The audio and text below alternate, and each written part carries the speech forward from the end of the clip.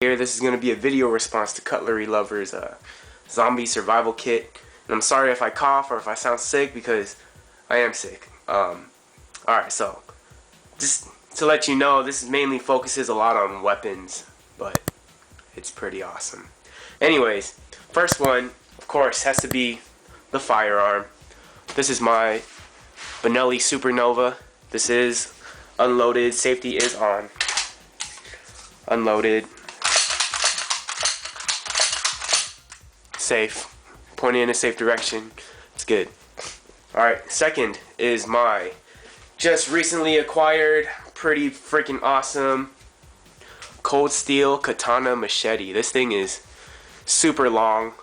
Okay, you got that extra long handle right there, and I love this hilt, this hand guard right here. You know, because the other long-handled machetes, they don't have this, and what if your hand slips up when you're trying to do a thrust?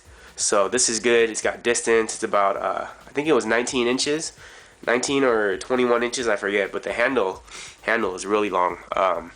Maybe I should get a roller. I don't really have a roller long enough for this, but let me see.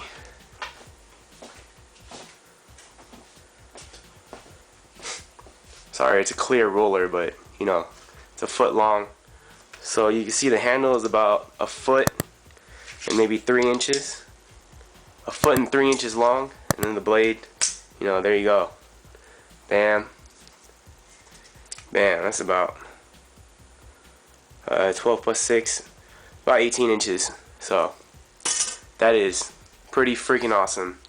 Made of the same steel, 1055 carbon as all their other swords. It's just a little bit thinner, but that's just the nature of a machete. But it's pretty awesome. And you know what? This one actually came sharp from cold steel, and it has a convex edge on it, so I don't really want to mess with it. I like that convex edge. I know a lot of people have complaints about cold steel machetes coming not sharp because of the black paint.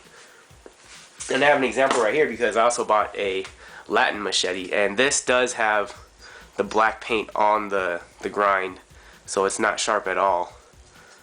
But this one is definitely sharp. I do not want to run my finger across that. But yeah, it is a convex edge. Don't know if you can tell. It's got that tonto point, good for thrusting. Practiced thrusting and chopping on an old couch in a parking lot that I found. So I know it works. Alright. Next is my just recently bought this crowbar. If any of you have read the zombie survival guide, it mentions, you know, you should also have a blunt striking weapon, you know, in case this katana fails. They say the crowbar is the best one to have because bats, wooden bats will break, aluminum bats will bend, police batons, they weren't really meant to kill, you know. But this, you know, you could use this to pry open the door if you're trying to get in somewhere, or get out, you know, get in or get out. It's also heavy, and I wrapped it with the Gorilla tape. And the problem that I have with regular duct tape is that it dries out. It dries out and it doesn't stick as tight as it should. So I'm giving this Gorilla tape a try. I know Gorilla Glue is crazy, so you know, hopefully the duct tape will be even better. And this is actually a lot thicker than regular tape, and it's a lot stickier and a lot grippier, I can tell you that much. So we'll see how this works. You know, I'll try to bust a couple zombie heads open and see how well it works. So here is I taped it in the parts where I would hold it. I would want to hold it here because if I held it like this, yeah, I would get more momentum, but I also risk hitting myself with this hook. So I figured I hit it like this, and I put some up here in case I need to get some more control on the thrust and the twist. You know, I think about these things. Next is my guando. This is a traditional Chinese weapon. It's used for chopping off the legs of horses, but also to poke the rider. And you can see it has a very, very long. It is a long weapon. It is a long weapon. It's similar to a staff.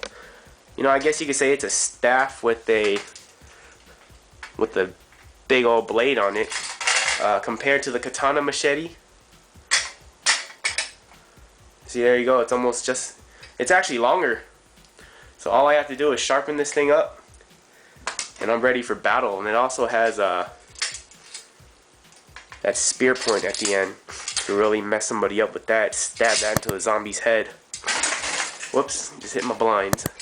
So yeah, Guando, and it's not too heavy either because I replaced this with a aluminum pipe.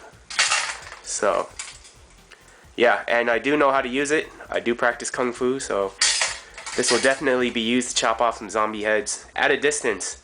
So you know, this has even greater reach than the katana machete. And last but not least, I have my survival kit.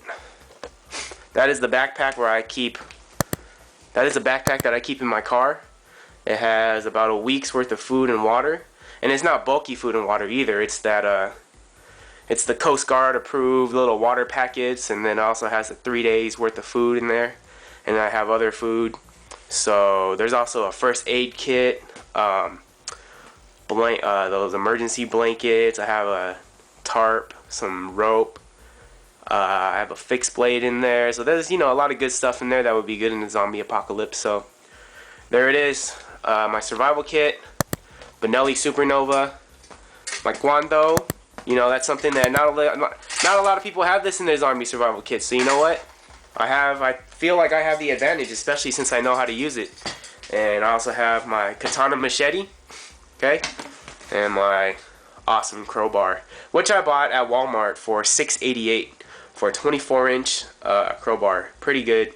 The Gorilla tape, the Gorilla duct tape costs more than the crowbar, but I really wanted to try out the tape, so I bought it. Anyways, that's it. It's my zombie survival kit. Thanks for watching. Hope you like this, Jeff.